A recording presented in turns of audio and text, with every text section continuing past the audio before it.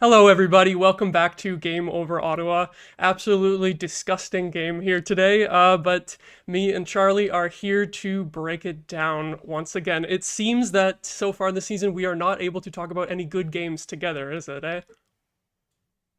It's just a scheduled loss when it's the two of us hosting the show. So I think what we need to do is last minute um make it the two of us like halfway through the third period at a later date, and then we can trick the Sens into winning. Yeah, we gotta do it like last minute. Just decide all of a sudden. As when things are going well, then it's like, okay, now we're gonna do the show together. It sucks too because I feel like last year our record doing shows together was pretty good. I don't know if either of us have the stats saved, but I seem to remember it being pretty decent. Do you remember that?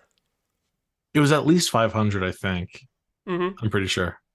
Yeah, which for last season's standards was pretty good. Um, But yeah, first disastrous game of the season here today. And the big news, of course, was all about the cat today because it was Spartacat's birthday. Um, and there was no other interesting things happening relating to a cat whatsoever here tonight. Isn't that right? No, not a thing. Put me on the spot. I'm trying to think of a joke and I can't get there. So I'm just gonna let you keep Hey, going. at least we held him off the score sheet. It's like if you just forget that this guy was on our team at all last season and just like ignore the booze today, he didn't do too much. It was the rest of Detroit's players who were totally owning us.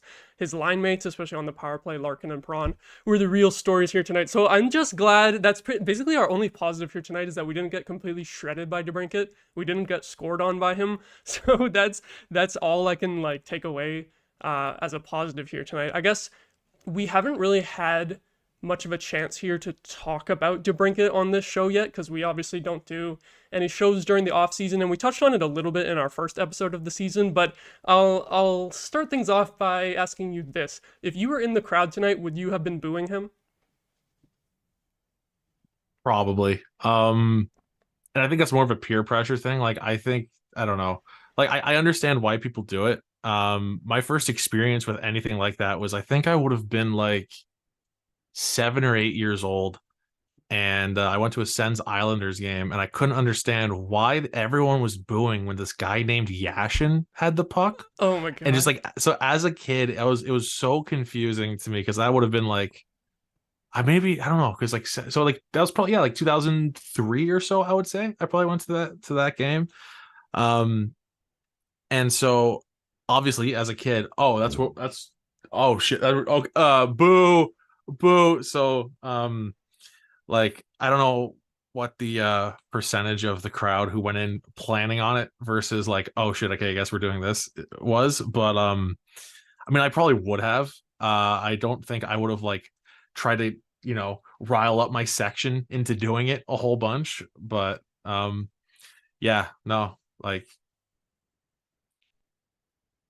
fuck them. Yeah, Like it's just really it's like almost like you don't want to give him that much attention, right? It's like booing him turns it into this huge thing. Whereas yeah, like if we didn't boo him, it's just kind of like, oh, we forget about you, we don't even care about you, sort of thing. Whereas yeah. constantly booing him is more like we're really mad that you're gone. So I'm a little bit torn between that too because we want to act like we don't care, especially because we still think that we have pretty good chances this season. But it's I don't blame people for booing. I'll put it that way. Like around when he was traded in the offseason, I was tweeting stuff like, "Oh, I don't really understand if you boo him because he just wanted to go home, and I don't blame him for that." But pretty much, I flipped my script as soon as he started just lighting it up for the Red Wings in the first few games. Just Yeah. they showed the graphic of it took him, I think, 16 games to get to 5 goals last year, and he did it in 4 games or whatever this year, something stupid like that.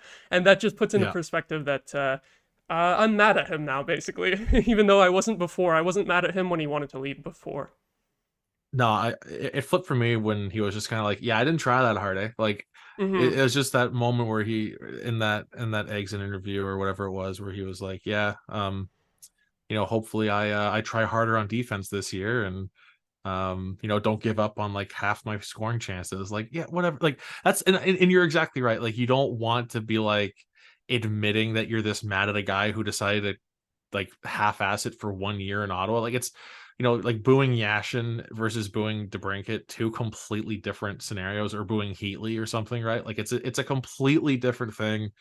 Um, I feel like uh us as the Sens fan base, I feel like we're probably petty enough to just boo him for the rest of time while he's in the league. Yeah, it might But be. like, I don't know.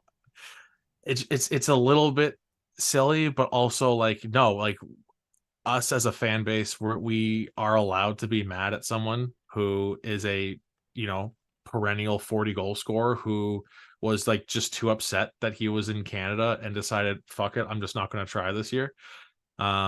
So no, I think in that case, yeah, like it's worth booing the guy, I think. But maybe Mm-hmm. I don't know, like a decade from now, are we even going to remember he was on the Suns for a year? I hope Probably not. not. I hope that we just totally forget about it because I feel like if we do remember it 10 years from now, it's probably going to be in the case of like, oh, this guy is such an amazing player. Remember when he didn't want to stay here? So I hope that we are able to forget about him and move on from him pretty quickly, but it'll be tough with him in the division and on a big rival team now. This is shaping up to be a huge rivalry as the Red Wings were finally able to get one up on the Sens here. They beat us once last year, but other than that, we've kind of been dominating them for a while in the last couple seasons. And I have to say, like, it was really spicy in that first period, especially with all the boos. Even though, like, I don't know if I would have booed if I was there in person, but I kind of like that everyone was booing just because it made it more, like, intense and dramatic watching on TV. And the players were going at DeBrincat as well. Really, Greg smoked him, and there was that argument between Kachuk and DeBrincat. I think after everyone Yeah. ganged up on Kachuk, I would pay so much money to know what they were saying in that argument. I Can can't even believe. can listen, there's we got contacts now at SDPN. Can we reach out to John Boy, get some lip reading on that, Yeah. Oh please? my God, I Because want that oh so my bad. god, you're no, like you're absolutely right. I want to know so badly what was said. And like and it sucks between the two of them. It looked like Kachuk was the angry one, right? Mm-hmm. Like DeBrincat was he kind of had the smile on his face for a lot of it. I mean, he got like, I mean, it was back and forth quite a bit, but majority of like, you know, the shit eating grin portion of that was on DeBrincat's side. So I really want to know what that was. I don't know. Yeah, Like, like I'm sure that all of the Sens recognize that it's a business, and I'm sure they all like respect DeBrincat's decision to want to go home to Detroit. But I do wonder, like that made me wonder right there if there was a bit of animosity that maybe we don't know about. It could just be totally something like not that interesting and just be related to like something that happened on the ice, or it could be some yeah, beef from last season. So it's I don't know. It's fun to speculate about that. how reliable? I don't even remember what the source was on that line, but how reliable is that thing about DeBrincat being upset that Kachuk was ahead of him in the lineup? Oh I have yeah. no idea how reliable that was. I don't even remember who said it, to be honest. I can't remember what the source of that was, but that was reported at some point in the summer.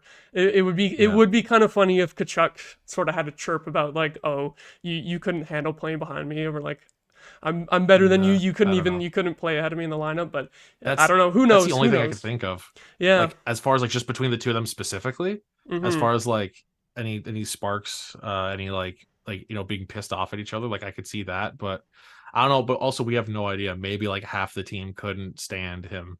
Who knows? Last season, I Mm-hmm. don't know. I You never know. think DeBrincat was at Brady's wedding in the summer, if I remember correctly. I think he was like, he was because there was a table. Someone showed the wedding tables for the reception, and there was a table that was like all the former senators that left the team in the summer, and so Oh, DeBrincat was there. So it can't be like too much animosity between them, but okay, that's fair then. that's why I was surprised by that moment. So I feel like there's a little bit of something going on there. Yeah, I had no idea that that was a thing. So that's fair too. Yeah, I have no Hmm. idea then. But yeah, Very that cool. was one of the more interesting moments of the game for us as Sens fans in that first period, which was pretty much the only entertaining period for us, too.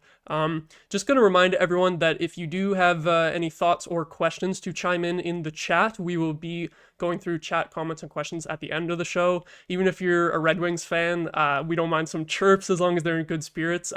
Even if it has nothing to do with what we're talking about at the current moment, leave your thoughts in the chat and we'll be looking at that later. But Charlie, I guess we do eventually have to get into analyzing this game. And where the hell do we start? What do you think? Like, do you want to? Okay, I don't know. Do we want to start with the lack of offense or the Hmm. just brutal defense? I feel like the defense is the main thing here today because the lack of offense was like a bunch of missed chances and just because we were still creating chances. It was just failure to convert. But the defense is what really killed us here today. So do you want to get into that? Sure. Yeah. Yeah. I guess start with the fact no Zub. So Mm-hmm. DJ decided to just mix up every pairing for some reason. And didn't even stick with it. So from the wonderful source that is Natural Stat Trick, let me just quickly go over Thomas Chabot's ice time as far as his deep partners at 5-on-5. Oh my god. Oh god, it's So probably everyone. Everyone took a turn. it's nuts. I just have to refresh the page because I had it open in like the middle of the third period. So Oh yeah, get those I updates. just need to sorry, you're gonna have to fill the air here. That's It's funny to me that I feel like every time DJ makes major line switches like before a game, it always ends up going poorly, and then he ends up like switching back to what it used to be like halfway through the game. Either that or just switching through every single like potential option. Like we've seen it with the forward lines before, especially last season. When Kachuk, Stützle, and Giroux was the only line that was clicking. And then, of course, today is the opposite, where that line kind of sucked ass. But we're mostly talking about the D here. So like Shabbat having to yeah. play with everyone, Branstrom having to play with everyone. Yeah. So How's it so this is looking? specifically 5-on-5. This is 5-on-5 only.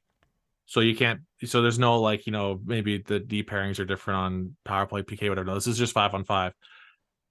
6:04 with Brandstrom, Hmm. 3:04 with JBD, a minute And that was the 43 with starting pairing. Sanderson.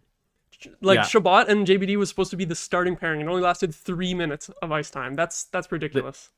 yeah, a minute 43 with Sanderson, 8:07 with Chikrin, and 22 seconds with Hamnick. That's just a slow line change. But like so Shabbat played at least 3+ minutes with three different defenders on the team. Hmm. There's no like and I mean they Ridiculous. did go into the game saying like DJ did say that like the D pairings would be fluid, like there'd be some changes going on. But like, dude, is DJ, buddy, like is Zub being out all it takes for you to be like, I don't know who plays with who now? Hmm. Like I had mentioned that I just don't want so on the show on Wednesday, I mentioned with Zub being out, then we just know that Hamnick's gonna be completely like Hamnick could be playing with Sanderson. Like we knew that was going to be the case. Um, but it was worse than just that change. Like I love the fact that they had Chikrin on the right side with Brandstrom at least on the start of like on that lineup sheet where we thought he was going to be playing. One thing I actually didn't notice when because there's 8 minutes of Chikrin and Shabbat. Was Shabbat still playing on the right side for the most part 5-on-5 with Chikrin? I thought it was I didn't even Chikrin. think to look for it. I thought it was Chikrin today. I could be Okay, I wrong like though. that change though. In Hmm. that case, I like that change. I do think that if that's you're sticking with that pairing, I want Chicken on the right. But it's just like there was no consistency on defense. Well, I guess in any sense, but like specifically with line mates on D, they're just moving around, and I don't know. That just doesn't seem like it could possibly be a good thing, no matter how you look at it. Hmm. And just so many defensive breakdowns. Like I understand like maybe not, trying your hardest when you're down like by several goals, but at the very end of the game there, I think it was Brandstrom and JBD was like just over a minute left, and the Red Wings had a 2-on-0. Like at no point in this game did the defense look good, and just even to the very end, just for a full 60 minutes of just rough defending. I have to Um, say, I have to admit, I didn't even see that 2-0 chance in the last minute of the game because I had already fucked off to go get the stream ready. I was like, in the last 5 minutes, I was like, all right, I'm going to get some water. I'm going to go to the washroom. I'm going to get OBS set up. I was like, that's enough of this. Watching like all 60 minutes of this game was like a little bit too much even for me because it was just so depressing at the end there. But you're right that it was mostly just key defensive mistakes here too because like I'm looking at the Corsi on Natural Stat Trick, and Brandstrom is the only person on the entire team with less than 50% Corsi. And his was pretty bad, so he stands out as having a rough game. But everyone else, right. like, we're good. except for those crucial mistakes where people are just having missed assignments, or just the horrible penalty kill tonight. Like, we want to get into that too. Like, 3 goals on 5 power play attempts, and it was originally 3 for 4. And even at that point, the one power play that they had killed off at that point was the one where Korpisalo had to make like 4 ridiculous saves. And at that moment in the game, I was wasn't feeling confident because we were starting to lose momentum. But I was like, okay, Korpisalo is dialed in. He's going to bail us out here, and then we're going to get some momentum going the other way. But it just didn't continue, because even though he bailed out the team a little bit there, then the defense just left him hung out to dry, especially on the second goal, the Veleno goal. That was just pathetic defending all around. I don't even know. I don't even know how to talk about the PK. It needs Zub, I guess. Like, holy shit. It needs Zub. It really needs Zub. I do think we need to preface with the fact that Detroit's power play is looking like the Oilers of last year at this point. Like, it's I was not expecting that. But like, it's easy to score on the power play when the team that's defending doesn't know how to defend. So, yeah. You know, God, it was a mix of is our penalty kill just that bad, or is their power play just that good? Like, I think their power play was really good. The answer is yes. It's both, right? Because they had some set plays, like that Gostisbehere goal that was right off the face-off. They drew that up perfectly and executed it perfectly, but the other penalty kills were also just so shambolic that it's good. Fair play to them. They took advantage of our defensive mistakes. Their power play looked lethal tonight, is all I can really say. And I wasn't expecting that so much from them. I know they've been scoring a lot of goals at the start of the season here, but that was embarrassing. Put it frankly, really. Yeah. And I do have to say, slightly tied to your question about booing, I am very happy with the realization this week. I mean, granted, it is partially because we were from the start going to do this game together. But I have discovered that I am definitely not that good of a hater, because between like because I wanted to go to a game this week. I was like, I could go to the game to boo DeBrincat, or go to the game on Tuesday just to enjoy seeing Craig Anderson again. And I am at this point very happy that I'm going to the game on Tuesday instead. Yes, so you definitely made the right choice. I like to brand myself as the hater on this show, but I'm still not that level of hater when it comes to spending money on going to hockey games. God. It sucks for it sucks for the fans in the building too, because it seemed like a great atmosphere at the beginning of the game. The crowd was really into it, and they were like all unified in booing DeBrincat pretty much. So that's the type of thing that can get the crowd going. And even when we were down by 2 or 3 goals, I felt like they were still into it. They were still chanting, which often you don't get out of our fan base. Usually when our team is down, the chants just totally die out, and there's like not much energy in the building. But I felt like the crowd energy was still there all day today. Like, maybe just because it was such a chippy game too, and it's becoming a bit of a rivalry. But so at least I hope that the vibes weren't too bad for the fans in the crowd there. I agree with you that I'm so glad that I was not at that game, and I decided to go to the Tampa one instead. The last time I was at a Sens-Wings game, I think it was Andrew Hammond's first ever NHL game where he came in relief. Oh, yeah, that was an ugly one. You know what? I think that's what it was. I think the Sens lost like 6-1. I think that game actually has scared me into going in any Sens-Wings games. For some reason, I'm like really superstitious about like teams I've already seen kill the Sens in person, and I just like or maybe it's just because I want to see more different teams in person. I don't know, but yeah, I think that's the last time I went to a Sens-Wings game, so I am pretty happy I skipped out on this one. This is a bit of an aside, but do you remember any details in that game? Do you, like, if I remember correctly, was it like 4-1 for the Wings after the first, and Bobby Ryan scored the only goal?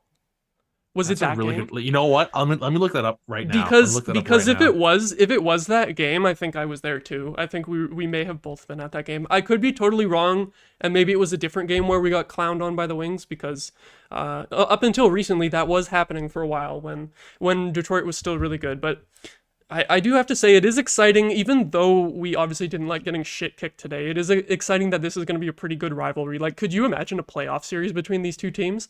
Like, I'm here for that at this point. If both of these teams could somehow make the playoffs this year, that would be sick. which like in our childhoods was impossible being in two different conferences. So this is the Yeah, weirdest rivalry to come out of pretty much nowhere it's came out of in a long. nowhere There's for sure. zero history between the two teams. Mm-hmm. It's a history entirely built on DeBrincat and two blowouts last year. That's it. Yeah, it just So sparked pretty out of wild. nowhere. So It's like weird. the Blue Jays Texas Rangers Mm-hmm. Yeah, you rivalry, just have which a is the couple of games weirdest. that pop off, Yeah, and then all of a sudden you're rivals forever. It's funny how that yeah. works. So yeah, not that like the Red Wings are not the team. Had you asked me at the beginning of last season if I were to pick a team in the division to like have a renewed rivalry with, it would have been Buffalo 10 out of 10 times Oh, for that I would have sure. Yeah. guessed. So this is weird. Mm-hmm. It's interesting, but it's really weird.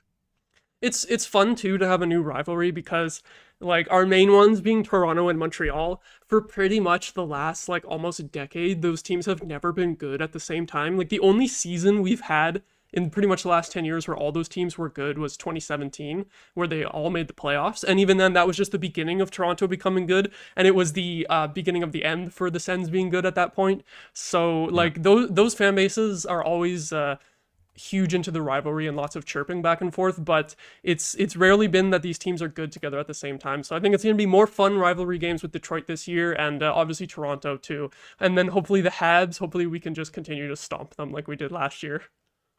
So I have info on that Sens-Wings game. Okay, was I Uh, right? it was 4-0 after the For first, but nothing. Bobby Ryan did score the only goal for the Scored. Sens. You Okay, were dead so on. it was the right game. Yeah. So I remember being at that one too. It sucked ass. I Yeah, remember that being like the worst first period I've ever seen. And then a few seasons awful. later, we went down 5-0 to the Devils in a first period one game, and that was before the Devils were even good. So just some rough memories, but hopefully this Oh, is gonna be a Leonard had to game. start in that one because that was Robin Leonard. that Yeah. was 13-14. Oh, that was so long ago. That's damn near a decade. Yeah. When Holy did shit. I I can't guess I believe I guess remember Anderson that. must have been hurt. I don't even remember the situation where Mm-hmm. because that's Hammond's only appearance that season. Yeah. Um, so I guess like Anderson might have missed a bit of time, and then Mm-hmm. Hammond got called up and probably rode the bench for like a couple weeks if Andy was out or something. But yeah, yeah, Leonard allowed 6 goals on 15 shots. Yikes. For Oh those Sens god. fans out there, yes, Korpisalo's stat line can be worse. Yeah, that's Um, eerily similar to what Korpisalo put up today, which yeah, do we want to get into that at all? Do we want to talk about his I performance? I want to hear what you have to say about it because you asked me at the start of the season after the first show if I liked that contract coming in, and I said no, and I'm starting to feel smart. Yeah. I definitely want to hear what you have to say about this because I'm like I have a strong opinion in the sense that I'm uncertain, if that makes sense. Okay. Are you like curious if I will be on the same I side want as to you know if you're basically? like absolutely with or against him at this point, if it's one or the other. I'm very scared. I think Forsberg is better than him, and I think that's not a super surprising circumstance like before the season. Mhm. Like even when we signed him to that contract, I was like, okay, like I'm glad that he's on the team, but with that contract, like Forsberg is could easily still be better than him.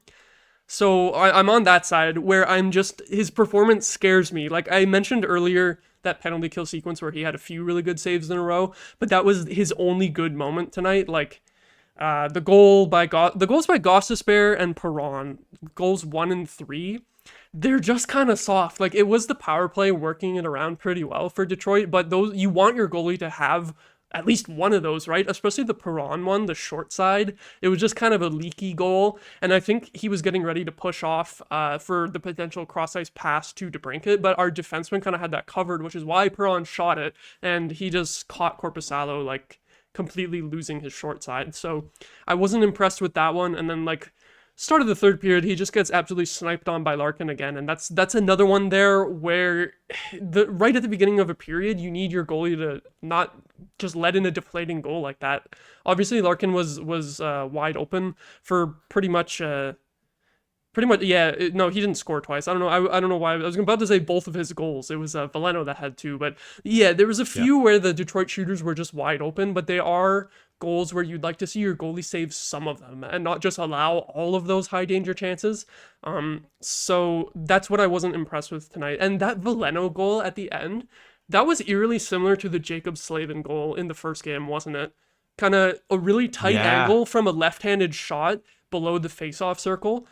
Maybe that's a bit Yeah. of a weak point up over his shoulder there. Like I wasn't impressed with that one either. So it's not Korpisalo's fault that we lost tonight because again the defense sucked, penalty kills sucked, and we allowed goals at bad times. But he didn't make those saves other than that one penalty kill, and then the defense let him down immediately after that, and then we were losing, and we were losing for the rest of the game. Other than that one penalty kill, he didn't really help out much tonight.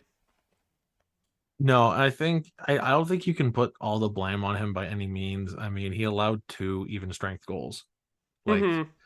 that feels that like I feel like that feels like acceptable. Like that feels like an acceptable rate. The PK looked awful.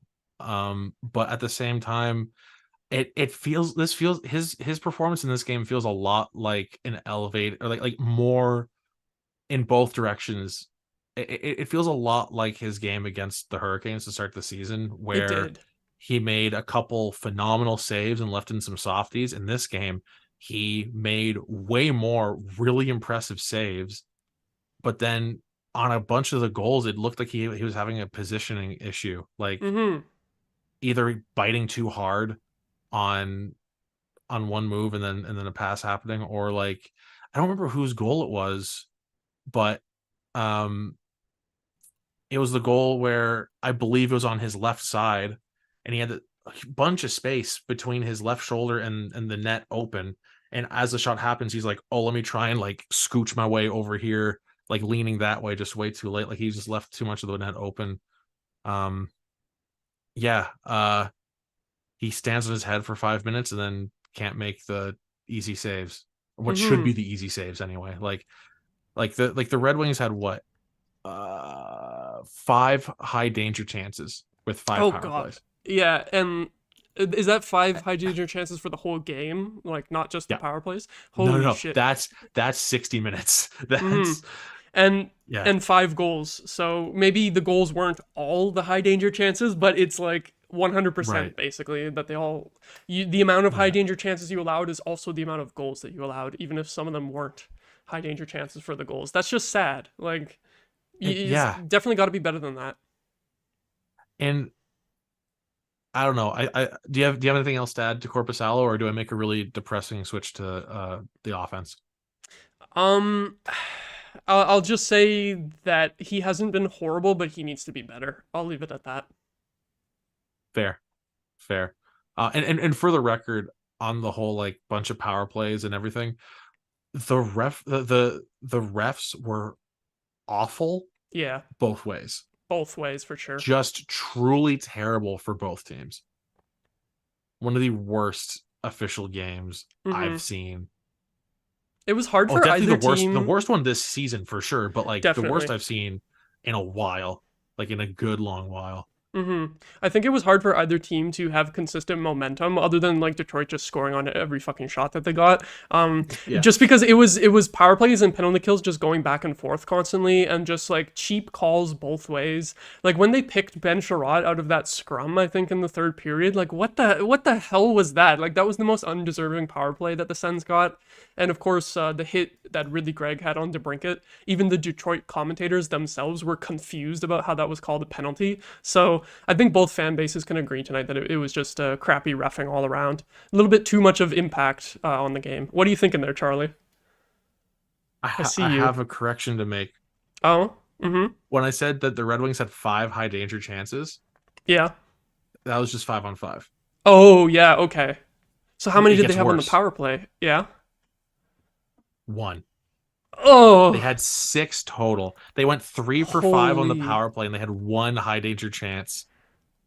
Yeah. Not at even strength. This is okay. We don't really have a way of determining, but out of the three power play goals, which one do you think was actually rated as a high danger chance?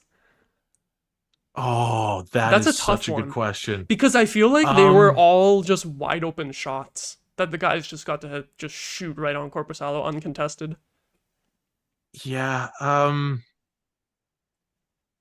Would you call? Oh, I don't know.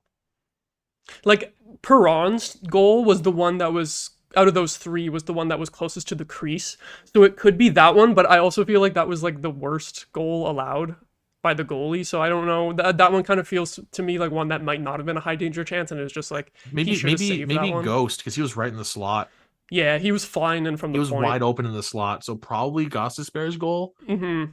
That's Um, that's so funny though. You're like, oh, that was only the 5-on-5, but the total was only one more. It's only six. It's only yeah, six they had instead of 6 all five. game. So, They had 6 compared to Ottawa's 14. oh god. Yeah, I guess with that, do you want to shift to talking about the offense then? Yeah. So let me just double check on this real quick. So the Sens were oh my god, 1 for 6 on the power play for the Sens.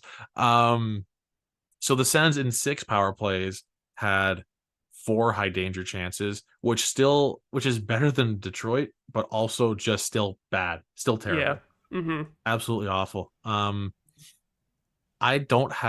Weirdly enough, I don't have as much negative to say about the power play as the PK because I just feel like I have a lot after a really, really awful performance like this. I still have way more faith in the power play than the PK. Like I feel For like this sure. after a game like this, I'm really scared about the defense. Mm-hmm. The Yeah. offense, I feel like they're going to bounce back. The Suns are going to have plenty of 6-5 games this season, um, which I think they have a good shot at winning.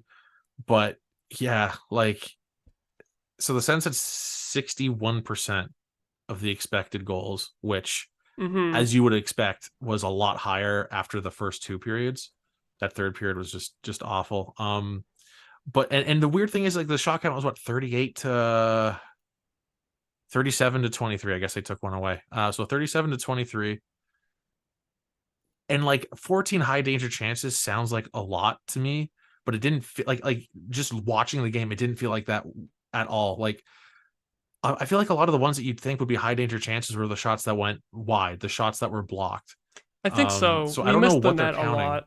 So I Mm-hmm. don't know what they'd be counting for that, but like I guess a high danger chance doesn't necessarily have to hit the net. Um, so I would be shocked if more than 5 of those like connected with the goalie, let alone like anything else. So and I know okay, this is terrible. I wrote this down and it's gonna be all like rent free, Sens fans, blah blah blah blah. Oh But like I no. had this stupid quip I wrote down after the second period where it felt like everyone in the Sens was DeBrincat last season. Like Yeah, just it really did. It really did, didn't it? Oh God, that the finishing ability that we showed tonight was what DeBrincat showed for the entire 82 games last season. So if any Red Wings fans watching, like when we're salty about him not scoring goals last season, it's because he was playing how the Sens played today with just missing all those great high danger chances. So even though he's doing great for Detroit, and you guys will love him, it's we do have reason to be disappointed in the performance that he gave us. You're totally spot on with that. It was just so many missed chances and a lot of scramble chances too, where it felt like we should yeah. have been able to just poke the puck into the net on a second or third try, and it just never happened. Like I feel like it was a little bit of puck luck tonight, but also just failure at finishing. Yeah, it was I don't know. It just the shot count is a completely different result. The shot count tells a completely different story from the game. Yeah, for Despite sure. the alleged 14 high danger scoring chances, it just felt like really weak perimeter shots. Like it felt like the Sens went into this game against the Red Wings the same way they went into the game against Tampa, where it was just like I understood it against Tampa because it was their backup who I think would probably be a third string goalie on pretty much anyone else's team. Johansson, where it's just like or no, It it was wasn't Johansson. Tompkins. Yeah. It was the guy playing his first NHL game. I forget Yep. his name now. Tompkins. Tompkins. Yep. Just fire on net from every angle and hope for the best. You can't do that Mm-hmm. against an NHL goalie. Like you For can't. sure. And despite that, I'm so weirded out by that 14 high danger chances because it just feels so off. Because every shot felt like it was nothing. Like, okay, so Husso made a couple of nice saves for sure. That's the prerequisite to being an NHL goalie. You have to do that, and a prerequisite to being an NHL offense. You have to get a couple decent chances in a game. There's not like there was I at no point like through the last half hour, maybe even 38 minutes of this game, did I feel like the Sens have had like a legitimate like oh like like Yeah, I take just that a back. couple There was that scrambles, last really. bit, the scramble towards the end where I think it was Sider blocked the shot on the wide Mm-hmm. open net. Yeah, and There's one then I was Detroit wrong, scored right but like after. That was you know cringe. just like so I don't know. I just 37 shots. I don't care. Yeah, Like exactly. You're right that it was just a lot of it was quantity over quality, like just like that Tampa game, and it was a strategy that worked in that game because you're testing a guy who's like yeah, 30 years old in his first ever NHL appearance, but against a established goalie like Husso, it didn't work, and I think it just allowed him to get into the rhythm tonight, and he was solid. And whereas Korpisalo was getting no shots at all, and then he looks like he's just cold all night, and then he gets sniped on, so it's tough. that kind of happened with because it was Korpisalo in for that Tampa game, right? Yes, And yes. they held Tampa to like hardly any shots through the first couple periods as well. Mm-hmm. So but then he just couldn't make Yeah, those he had same saves, allowed I guess. 2 goals, I think, on the first like 8 shots or something in that game. But after that, he settled down, and those goals weren't his fault in that game. It's Right. Yeah. it's funny because I wanted to bring up the stats that the Sens have been really good at shot suppression so far this season, and we were still really good at it in terms of the numbers here today. But then we just Yeah. got smoked anyway. So it's like it doesn't even matter for anything. It's so tough. It's just what a weird game overall. Just everything about it sucked. Like you can't even point at one thing and be like, well, once this thing is fixed, then this would have been a fine game. Mm-hmm. The problem is and granted, like I will also repeat the refs were awful and both teams got more power plays than they should have. Mm-hmm. Like both teams got awful penalties called against them. But you can't be like, oh well, if the Sens PK wasn't so terrible, it'd be fine. No, they scored 1 goal and had like the offense was terrible. Oh well, you fix the goaltending. I don't know if the goaltending needs to be fixed that much because the defense was a friggin' sieve all game. Like everything about the game, and I keep getting pulled in by that 37 shots, being like, no, think about it. There was something good, and there wasn't. There wasn't. Like everything about this was just absolutely brutal. I don't know why. Um, I don't know. And like other than Carolina, Detroit's probably like as far as I think remove all context of previous seasons because it sounds silly when I'm like Detroit's probably the toughest team they face other than Carolina when they played Tampa. But just looking at this season and the small sample size, Detroit's been off to a great start. Other than Carolina, probably the toughest team that the Sens have played as far as like I said, just focus on these first 2 weeks of the season or whatever we're at Mm-hmm. now. Yeah. So that has me a little bit worried. You're 100% right that pretty much just every aspect of the team was subpar tonight, which is why I opened the show by calling it just our first disaster game of the season too. Because like you said, Yes. it's not just one thing that went wrong that was like, okay, we'll fix this and then we'll be fine. It was a worrying game in terms of goaltending needed to be better, defense needed to be way better, and offense just didn't have the right strategies and finishing ability tonight. Like again, we put up all No. those shots, but we didn't look super threatening for the majority of the game. Like I actually think Detroit defended pretty well despite allowing 40 shots because, like you said, just throwing it on net from the perimeter. So, I am getting pretty tired of talking about this freaking game. Do you want to throw it to the chat comments now? Yeah, absolutely. Let's do that. Let's do anything other than go over this game some more. Mm-hmm. Oh, So, from the beginning of the chat, David was talking about, I wonder if DJ Smith will find his inner Rick Tocchet, who was heavily criticizing his game his team's game after they got shut out by the Flyers. I am definitely interested to see how DJ is going to respond here because his team just pretty much folded in that second period and lost all the momentum like after that late goal by Detroit in the first period. And this was a problem. Like this felt like a flashback to last season where we would run up the shot clock in the first period and not come away with a big lead. We managed to kind of do that in the second period in Washington where we were able to just pull away in the last game, but it was a huge trend last season that we weren't able to do. So like I'm really interested to see DJ's post game. Not that coach post games usually are that interesting because they usually just say like a bunch of fluff, but it's gonna be tough getting this team ready for a match against the Sabres too, because the Sabres are having a rough start and they're gonna be looking to get back in the win column as well. We don't want to see this team fall to 3-3, so this is probably the first real test for DJ, eh? Yeah. I mean, I'm firmly in the camp of I can't believe he still has a job. Just between the fact that there was a good like string of 4 or 5 games last season where I thought for sure the dude was going to get canned. Me too, yeah.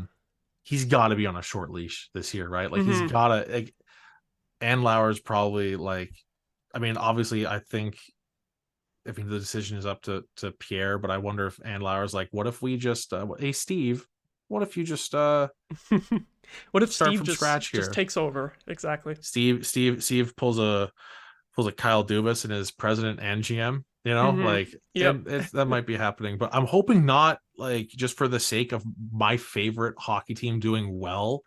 Like if that happens, then you know that the Sens aren't doing well, and the record's probably going to be sub 500 by that point. So just for my own sanity and fandom, I hope that doesn't end up being the case. But yeah, like DJ, buddy, you got to work on the D because. I think I mentioned this after the Carolina game because I felt this way after the Carolina game as well, where it just felt like no one knew who they were covering.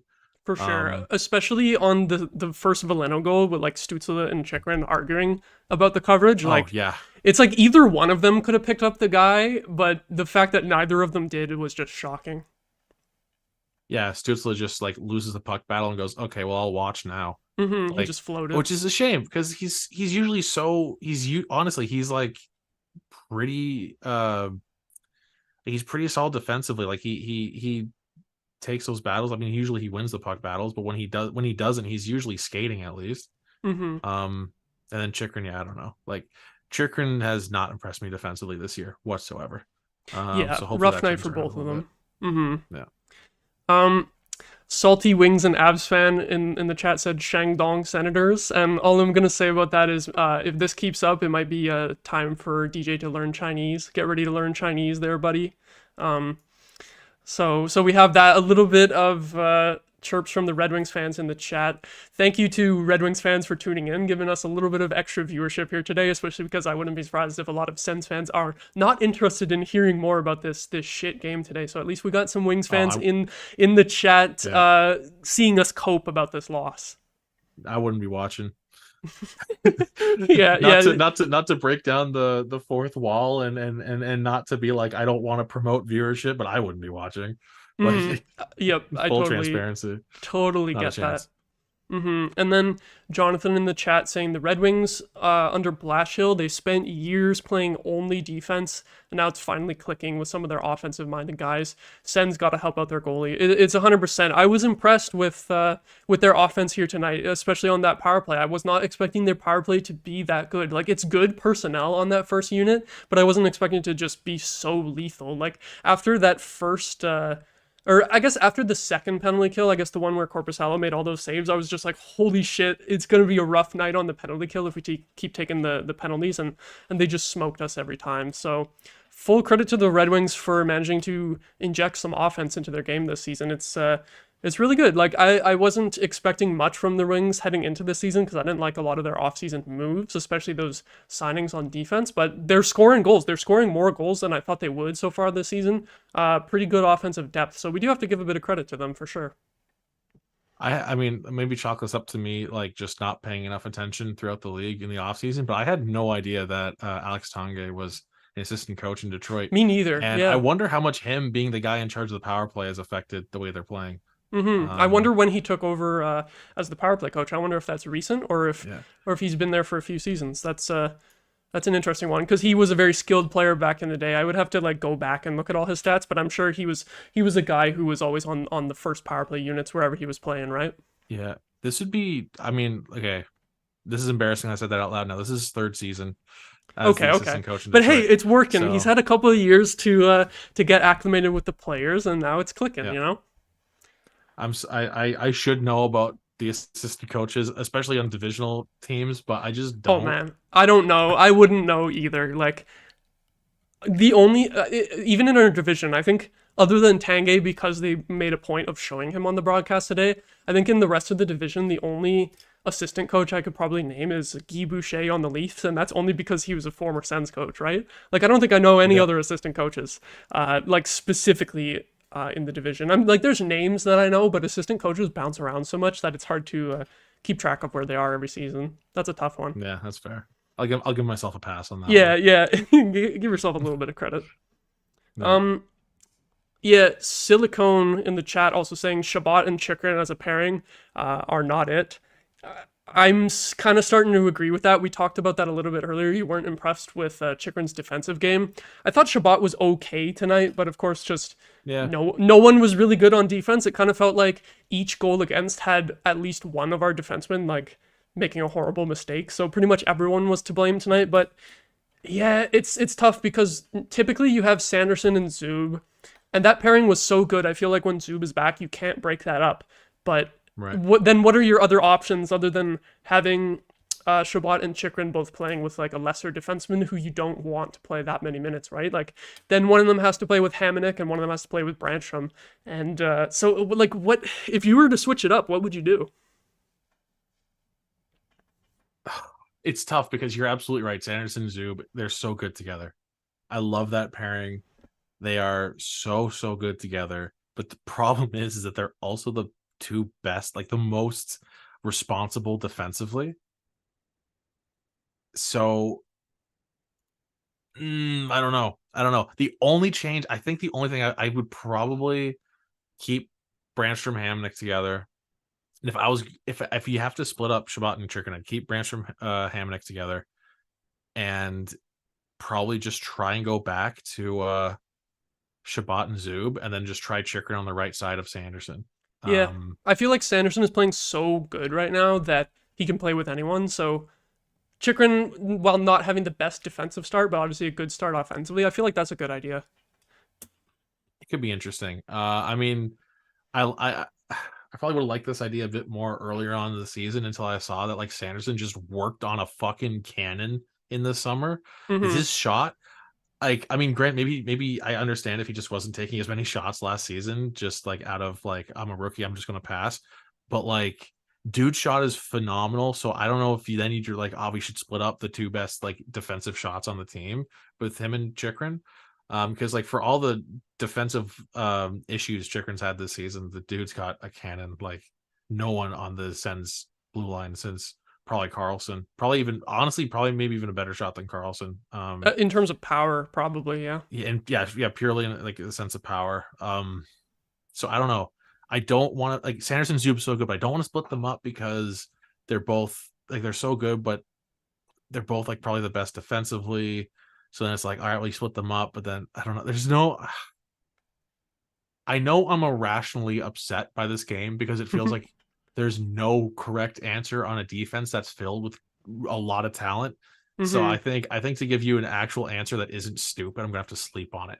But I think Yeah. short answer is I'd probably just try Shabbat Zub again and just try Chikrin on the right side of Sanderson. I'm sure Shabbat and Zub can rekindle that chemistry that they had when Zub first joined the team, like back when that was Yeah. our only, back when the two of them were our only playable defensemen whatsoever. Yeah. And like I said earlier, Sanderson is playing so well that he can play well with anyone. Although hopefully we don't have him needing to drag around Hamonic any longer. Hopefully that was just for one game here today, as hopefully Zub will be back soon. It's funny that you mentioned Sanderson's shot as well, because when things were going well in the first period of this game, that was one of the main things I wanted to talk about, was that he already has 3 goals this season, and I think he only had 3 all of last year. Maybe it was 4, but I think it was 3, right? 4, I want to say. 4? Okay. Anyway, he's already almost at his goal total from last year, and you can tell. I could tell right away from the home opener when he scored that first goal that he worked on his shot this summer. I'm really impressed Oh yeah. with Sanderson just hammering the puck because we didn't really see that element of his game last season, and it was kind of the one weakness I would say that he had last year. And especially like all the stat watchers and people who aren't Sens fans, they would, when he signed that contract extension, they would just look at his stats and be like, "Oh, he only had 4 goals. Why are you giving him 8 million? He's gonna score at least 10 goals this season, I'm sure." He's going to be a 15 goal defenseman before long, I think. And yeah, not even just the slap, like his that wrist shot on against the Caps for the 6th goal of the game. That was beautiful. Ridiculous. He's got an incredible shot. And I'm going to be all the Wings fans that are watching are going to be like, "Oh my god, this guy's so salty about every team." But just like you said about that, like everyone dunking on the Sanderson extension, and everyone was praising the Owen Power extension. Yep. So stupid. Like both contracts are good, but people have a bias, I think. The contracts are within a decimal point of each other. The point totals were very similar within just a few points difference of the two of them. I don't know. One just seemed to get more love than the other one. And I think it's maybe because I don't know how many goals Owen Power scored last year off the top of my head. Not really many more. Sanderson, for sure. Not by many, though. Like, I'm going to check. It's not like he came into the league and scored 15 goals as a defenseman or something. So, yeah, he also had 4 goals. Power also only had 4 goals. Did he really? Yeah. So no, you didn't see anyone being like, "Lol, they signed a 4-goal defenseman to 8 mil." It's the first overall pick bias is what it is. If Sanderson was a first overall pick, everyone would be like, "Yeah, hype him up," you know. But it is what it is. It feels like outside of Ottawa, Jamie Drysdale still gets more hype. Which Sanderson is ridiculous. Like, he is good, but he missed an entire season, so he's got to like build that reputation back up, right? So it's funny. Anyway, yeah. I don't know. I'm upset about things and I forget where we're at. Let's continue. Yeah, I'll do a couple more chat shoutouts. We still had even more Red Wings fan comments. Skeptical Football Fan was asking if we underestimated the Red Wings power play before the game, and we definitely talked about that. But for sure, just wanted to acknowledge this question. We definitely did underestimate it. Me especially. I feel like I was not expecting them to light us up that easily. It was just automatic on the power play. Yeah. And after the first couple, I was just expecting them to score every single time. So it almost felt like we were lucky that they didn't go 100% on the power play. Yeah, I don't think it's sustainable by any means. Like, I think it's got to come back down to earth at some point. Like, I don't think the Red Wings are going to have a top 5 power play in the league this year. I might live to regret that quote and have it sent to me on Twitter in May when the Red Wings are in the playoffs and the Sens aren't or something. But like, yeah, no, it's crazy hot right now. It's red hot. And also Maude in the chat saying shitty shots and hits that are not impactful don't win games. It's 100% correct. We had the physical play here today, but it didn't really help us, and just a lot of shots from the perimeter, like we said. So you're correct. These are definitely like chirps at us, but we agree with you on these things. So it's a fair assessment. And JJ McCarthy in the chat getting a little salty, saying that Stützle had 10 dives this game. You're literally just imagining that. Like, he fell over a few times, but like he's really in your head. He's rent free in your head. If you come away from this game as a Red Wings fan being angry about Stützle, like that doesn't even make any fucking sense. Like, what is going through your mind? Like chill. Your team just had an awesome win, and we've given them props here tonight. Is like, calm down about Stützle, okay? It's not that deep. Yeah, same dude also said Brady doing Brady things going pointless. It's okay if you've never watched a Sens game in your life, but like, admit to it. You know what I mean? Like, it's okay if you have no idea what you're talking about. It's fine. Like, I didn't watch very many Red Wings games, but I watched all the Red Wings Sens games. So I think I saw like 2.5 Red Wings goals last season. So, you know, it's fine if you don't know what you're talking about. Just admit to it. That's okay. Yeah, it's like, you can definitely chirp Brady for having a rough game here today. I didn't think he was very good. He obviously didn't have an impact on the score sheet, but he is off to a good start this season. He has 4 goals. So, last season he had more points than the entire Red Wings roster. So it's like, nice chirp. He's still better than your whole team as of now. Like, DeBrincat's having the hot start, but we'll see where they end up at the end of the season. It'll be fun to compare the star players between these two teams, because Detroit fans are getting a little hyped up after this game for sure. Yeah. enjoyed DeBrincat, who was basically handed to you. Mm-hmm. And Newbie The first good Sports. move by Yzerman in Oh yeah, months. Yzerman's one good move in the last 2 years. Yeah. Newbie Sports saying Greg was our best player today, and asking if we had any other Oh my god, standouts. yeah. He was like the only I good forgot to even player. bring that up. Yeah. We weren't even being positive at all. And I completely forgot I wanted to say that really Greg was the only guy with a really good game. Mm-hmm. Take the goal away, still phenomenal game. Exactly. Even before the goal, he was awesome tonight. Just Yeah. bringing the so physical impressed by play. He was getting under the Red Wings' skin and ended up getting that nice breakaway goal. It was a little bit lucky, but we take those. But yeah, other than him, 2020. it was basically Greg and Sanderson. That's it. Those were the only standouts. Pretty much everyone else was average or bad. Other than that, so That 2020 first round is going to go down as like the height of an Ottawa Senators draft, no doubt.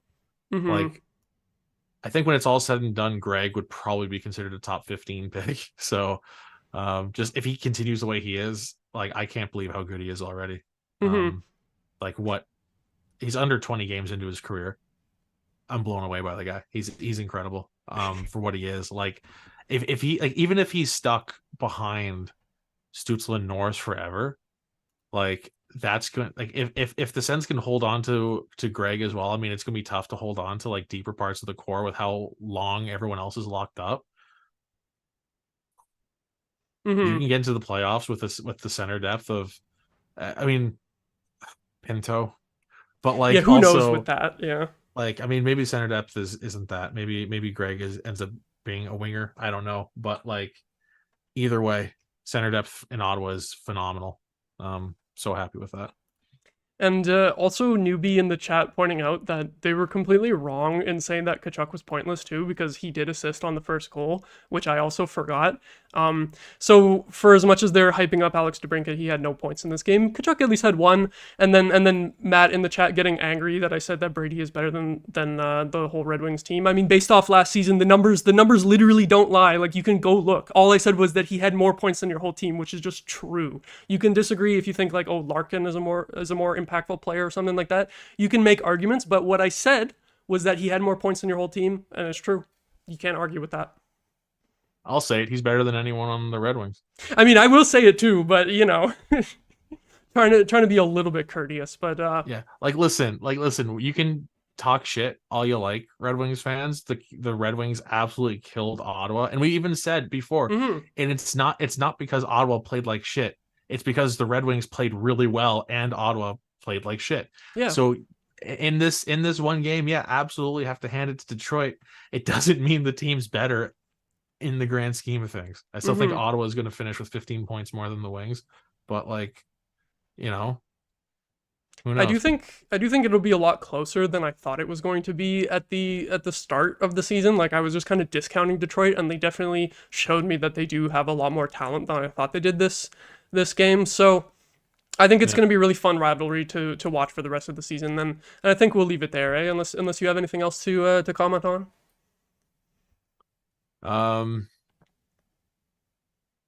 Trying to like think of something to stir up some shit. Like, just one more hot take before we go. I don't know. I'm just you know what? Let's talk about this weird rivalry real quick before we sign off. Sure. I think it's an interesting start to a rivalry. Mm-hmm. I also think it's like incredibly, like it doesn't feel organic. If that makes sense. This rivalry, like, cause like I feel like, you know, you can get like the Sens Habs 2 playoff series in 3 years. That was heated for a while. And obviously, I mean, rivalries fizzled out when both teams suck for a long time.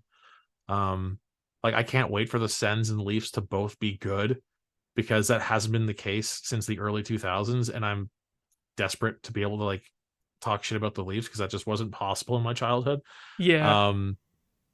But like, it's a really weird rivalry where, like, I don't know where it really started, because I've seen it online where like Red Wings fans are like, we don't even think about Ottawa, like, you're not even in our I on was our seeing radar or so many whatever. posts of Red Wings fans just shitting on the Sens for no reason. Like it was getting really rowdy on Twitter. And like you said, they're constantly saying like, "Oh, we don't even think about you." But then I was just seeing constant posts, not even replying to any Sens fans or anything, just Detroit Red Right. Wings fans posting weird shit, and then people quote tweeting and dunking on them. Like that one guy lifting weights. Did you see that? I saw. Yeah. Did you see the guy who What the fuck apparently was bought a that? Sens jersey just to step on it? That was so funny too because it was the old jersey, so he got that one for cheap, and we also none of us like that logo, so you can step on that logo for all I care. I don't care. Like, go Yeah. ahead. Like dunk on me for being poor all you want. That's a stupid fucking idea. I'm not Yeah. spending money on a jersey that I'm not gonna want to wear. Like what the Mm-hmm. fuck? It's weirdo behavior. I But don't give I a shit. mean, this sort of thing it creates intensity, and we saw the intensity on the ice there. So there's a little bit of a rivalry with the players too. They're feeling it as well. Oh, for sure. Obviously that shouting match with Kachuk and DeBrincat. So it's going to be a really fun rivalry moving forward, and I'm excited that both teams are off to pretty good starts this season. That hopefully we get some more intense games that are meaningful between these two teams later in the season. Yeah, I think this division is in for a lot of games where there's playoff implications because this Hmm. division officially, I think at this point we can officially say 6 teams, or no, how many? Eight teams, 7 teams out of this division have genuine playoff hopes, I think so. which is so scary. It's It's it's it's so gonna be rough. scary. That's why I've been predicting there to be 5 Atlantic teams making the playoffs, but like you said, 7 teams who all easily could do it. So it's gonna be a crazy year. The difference between third and seventh place could be like 10 points, and no one would be that surprised. Yeah, or maybe even less. It's gonna be, oh my god, we are gonna have the toughest time in like March and April leading up to the end of the season. Yep, If as many teams are in it as we're expecting, it's gonna be so stressful. We're gonna be scoreboard watching in fucking April. for sure. We might Like, we might be even oh, not scoreboard April, sorry, watching March. sooner. It's gonna be Yeah. mid-March, and we're gonna be keeping an eye on like out of town games. Like it's gonna, Mm-hmm. oh my god. Oh my, Yep. this division's so stupid. Last year I was scoreboard watching a little bit, just kind of as hopium, where it was like, okay, a little bit. If we could win the next 4 games, then we'll get really close. But so hopefully it will be a little bit more meaningful scoreboard watching this time, where all these teams in the division are going to be battling it out. I think Ottawa and Detroit are probably going to be both right there for that wild card spot. I got to give Detroit a lot more credit after this than I was giving them in the preseason. I'd be shocked if Detroit ends up being what everyone thinks Buffalo is supposed to be. Because like, call me like, a biased Sens fan all you want. I had Buffalo third in the division in my predictions, Mm-hmm. and I'm looking stupid right now. So who knows? We'll see how it Yeah, all and goes. But Buffalo's up yeah, next for the Sens, so that's going to be a really interesting one too to see if the Sabres, if they lose, they're going to be 1-4 to start the season, which is pretty horrible. But then if they beat us, then the Sens will have fallen down to 500, which then becomes yeah. a little bit of a DJ Smith watch. If we end up going further below 500 after that, so big game coming up. It's gonna Yeah, be you want to do a a little? tough You one. want to tee up a little preview for that one since you're on the show for Tuesday? Yeah, I don't have too much of a preview yet. I might be having my co-host from Extra Attackers podcast on, Jordan. He might be joining me. I'm not sure yet. But we're gonna have Craig Anderson dropping the puck before the game, which is awesome. So maybe we'll get to reminisce on some Craig Anderson memories that night too, and hopefully looking forward to a better performance from the Sens. Really. Yeah, I'll be in the chat. Not my I won't be driving. Yeah, you'll be in the My parking lot. buddy's driving us to the game. I'll be in the passenger seat in the chat on the way back Mm-hmm. on that from that game. So should be a good time. Mm-hmm. Yep, looking forward to that. So yeah, that will be our next broadcast. I'll be bringing you that game on Tuesday night. It's an early puck drop, 6:45 p.m. for some reason. So everybody, be ready for that. Yeah, what's that? I think that's the game where there's a bunch of games starting 15 minutes separated Oh, from each they other. did they actually they put a gap in I between think every that's the game? day where there's like, where like They every 15 staggered minutes a them. game starts. So ideally during any intermission there's another game to watch. That's cool. So That's cool. hopefully All it right. works out because there's been some really really bad scheduling. Like 6 games start at 7 p.m. on the fucking dot, and Yeah, then that was nothing till brutal the 10 other p.m. night. Like Mm-hmm. awful. Yeah, Awful. NHL scheduling is weird, but maybe it will be kind of decent on Tuesday. And yeah, looking forward to hopefully a Sens win. Hopefully I can sound the Sens jingle once again. Would be nice. So that's gonna do it for tonight. Thank you everyone for watching. Subscribe to SDPN if you aren't already. Leave a like on the video.